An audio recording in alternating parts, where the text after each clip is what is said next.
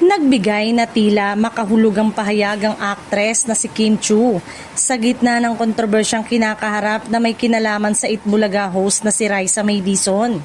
Sa mga nakalipas na araw ay naging mainit ang usapin sa social media ang naturang issue. Sa isang kamakailang episode ng It's Showtime, habang binabasa nito ang disclaimer para sa isang segment, biglang nagbiro si Kim, aniya, marami na kasing may kanya-kanyang views at opinion. Kaya nag-disclaimer na lang po kami. Maraming salamat.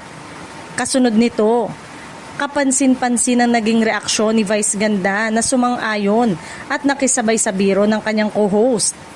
Para sa ilang manonood, maituturing itong pagkakita ng suporta ni Vice Ganda kay Kim sa gitna ng mga batikos na natatanggap nito sa social media.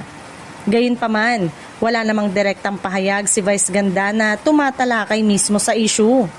Bagamat maraming netizen ang nag-aabang ng diretsang paliwanag mula kay Kim Chiu, hindi na niya pinalawak pa ang kanyang naging komento. Sa halip, nanatili siyang tahimik hanggang ngayon at hindi na direktang pinatulan ang mga kritisismong ibinabato sa kanya. Samantala, marami hanggang ngayon ay ipinagtanggol ito, lalo na ang kanyang mga tagahanga.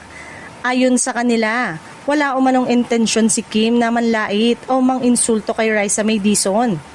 Git pa nila, matagal nang kilala ang aktres bilang palabiro. Hanggang sa ngayon ay wala ring inilalabas na anumang pahayag si Raisa May Dizon tungkol sa kontrobersya.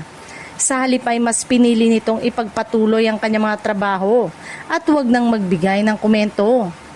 Sa ngayon ay nananatiling hati ang opinyon ng publiko habang may mga patuloy na bumabatikos kay Kim Chiu.